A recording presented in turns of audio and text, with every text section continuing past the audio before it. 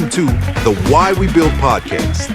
Join Steve Wheeler and our host, Greg Woleck, to explore the world of remodeling. Whether you're on the production team, design team, or managing the whole show, you can expect insights, tips, and stories that inspire and educate. So let's dive into the Why We Build podcast. Welcome to the Why We Build podcast, where we talk about the people, processes, and purpose behind building better remodeling businesses.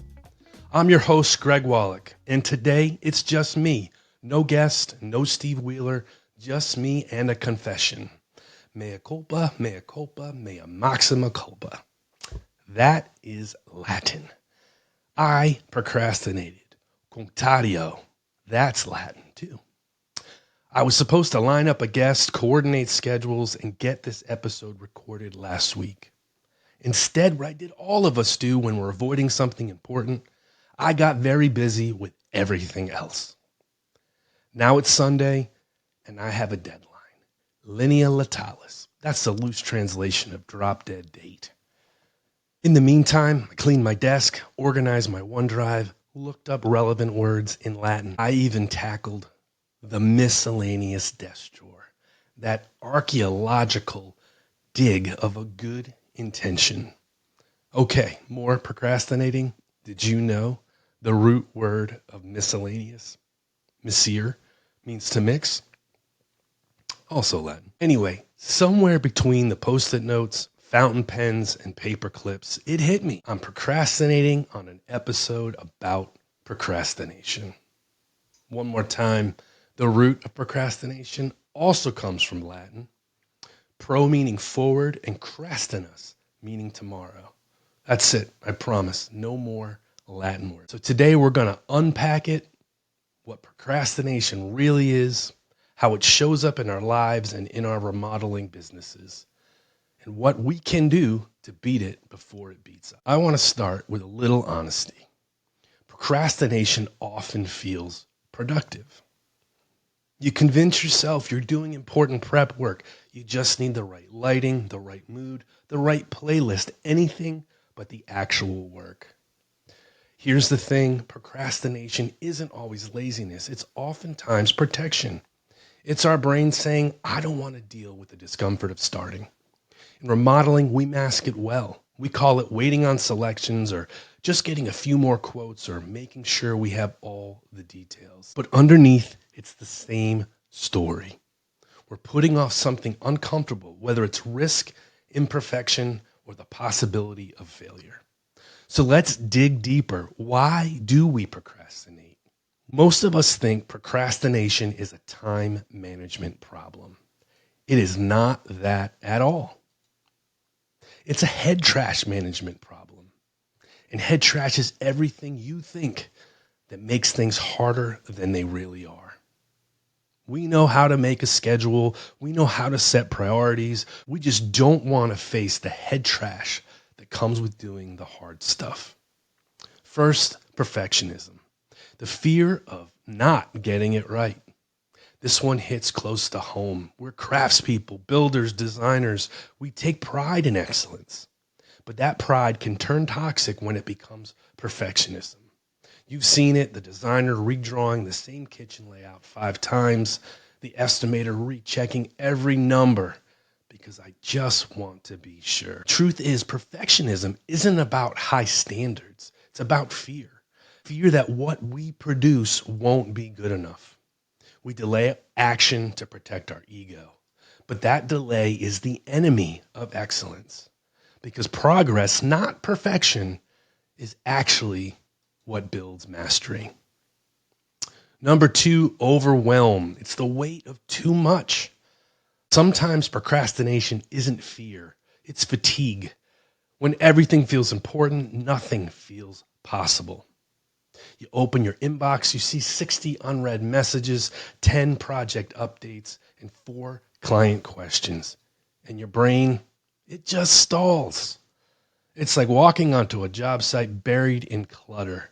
You don't even know where to start. The best remodelers I know handle it like a cleanup day. Pick one thing, one area, one task. Movement breaks paralysis. Action shrinks anxiety. You don't need to finish the whole house, just swing the hammer once. Number 3, the avoidance of discomfort, the fear of hard emotions. We don't avoid the task, we avoid the feeling that comes with it. A hard conversation with a team member, the uncomfortable client call, the budget review you know won't go well. Those tasks aren't hard because of skill, they're hard because they bring discomfort. So we distract ourselves with easy wins, email, Slack, supply runs. It feels productive, but it's really emotional avoidance. The irony, the call you're avoiding usually takes 5 minutes, but the stress of avoiding it lasts all day. Number 4, this is one of my favorites. It's the illusion of the future you. This one is universal. We think future me will be more organized, more motivated, and more focused. Future me will definitely handle that proposal next week. The problem is future you has the same flaws and distractions as current you. But planning gives us a hit of dopamine. We feel productive when we make lists or color code spreadsheets, so we confuse planning with do. It's like drafting the perfect project schedule and never mobilizing the crew. There's also a lack of clarity or connection. Sometimes we procrastinate because we don't know why something matters. When your designer doesn't see how her selections affect production deadline slip. When your project manager doesn't understand how the schedule ties to cash flow, the urgency disappears. The same goes for us. When we forget the why behind our own goals, our energy fades. When you reconnect to that purpose, procrastination loses its grip. So when you catch yourself procrastinating, don't judge it, diagnose it. Ask yourself, what emotion or nugget of head trash am I avoiding? What am I afraid might happen if I start? And do I really understand why this matters? Once you name the reasons, you can change it, because procrastination isn't always a flaw. Often it's feedback. So how does this show up in remodeling? Do our best to make it real here, because procrastination has real tangible costs on our jobs. It is not theoretical. It eats profit, trust, and time every single day. Here's where it hides: the estimate that never gets sent. I just want to double check a few numbers. Days pass, the client's enthusiasm fades, and another remodeler swoops in. We tell ourselves it's about quality control, but really, it's a fear of being wrong. A fast, honest estimate beats a perfect late one every time. Speed builds trust, and momentum builds credibility. Number 2, the pre-construction checklist is just about done. 80% done, we'll say. You've heard it. We'll figure it out in the field. That's one of the most expensive sentences in all of construction. Every unchecked box becomes a change order, a delay, or a fight. Procrastination on preparation doesn't save time. It borrows it from the future with interest. The best teams don't start until the plan's tight. They know pre-con time is profit time.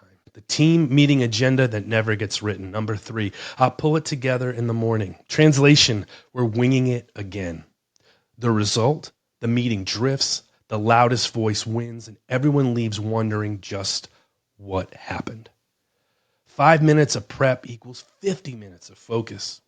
A structured meeting is a leadership act. It says your time matters. Our time matters. When you skip that prep, you teach the team that winging it is okay. Number 4, the job cost review that never happens. Those postmortems that we're always planning for. We'll look at the numbers once this is wrapped. By then, the lessons are gone. Procrastination on job costing keeps you from learning in real time. It turns every project into deja vu. Same mistakes, new job address. A weekly 15-minute cost review might not be urgent, but it's invaluable, because improvement requires reflection, and reflection requires discipline. Number 5, that difficult conversation that never happens. The underperformer, the vendor issue, the frustrated client. We tell ourselves we're waiting for the right time, but the right time is usually now. And every day you delay that conversation, you silently approve the problem. Leadership procrastination spreads faster than drywall dust. Accountability is delayed. Accountability is denied. A one-day delay in pre-con becomes a week of chaos on site. A late client update becomes a loss of trust. A skipped job cost review becomes a lost margin. Procrastination doesn't feel expensive when it's happening. It feels safe. But it will quietly bury your business in bills. You just never see the invoice. The good news, though, awareness builds momentum. Once you see it, you can stop it, because procrastination is never really about time. It's about tension. And leadership is about leaning into that tension. So how can we beat procrastination? How do we fight it? Not with guilt, not with coffee, and definitely not with another productivity app. We beat procrastination with clarity, structure, and motion.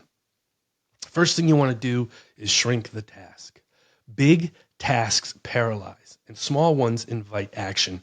I say this all the time to our production managers and our design managers when they're building their commitments, their goals for the next 6 months in the year. Break them down into smaller tasks. It is so much more productive to do it that way and more likely to be successful. Once you start, momentum takes over. Number 2, the 5-minute rule. I've also heard this called the 2-minute rule. It's a David Allen thing, getting things done, a really great productivity book, theory, process. Anyway, if it takes less than 5 minutes, do it now. Approve the invoice, make the call, send the update. Number 3, schedule the hard stuff. Creativity and strategy don't happen when you have time. You have to make the time. It needs to be deliberate. 4, external accountability. Tell someone what you're going to do and by when. It's amazing how powerful a simple check-in is. Steve, if you're listening, I owe you a guest on the next episode. And finally, reward progress, not perfection. Done beats perfect every time. Celebrate completion, even if it's a little bit messy, because in this industry, momentum creates mastery. You can always refine it later, but you can't improve what you never start. Procrastination doesn't always look like doing nothing. Sometimes it looks like being very busy, doing the wrong things. But every moment of avoidance is a mirror, showing us where we're uncomfortable, unclear, or disconnected. So this week, find your one thing. The estimate you've been sitting on, the conversation you've been dodging, the process you've been meaning to document. Start, badly if you must, but just start, because motion creates clarity and consistency builds trust. And the best way to beat procrastination is to build something worth not delaying. Thank you for joining me on this solo episode of the Why We Build podcast. If it hit home, please share it with someone on your team who's been meaning to listen. You can find more episodes in Apple Podcasts, Spotify, or whywebuild.com. And if you've been procrastinating on joining a roundtable or reaching out for consulting, maybe today's the day. I'm Greg Woleck. Thank you for listening. And remember, build better, not late.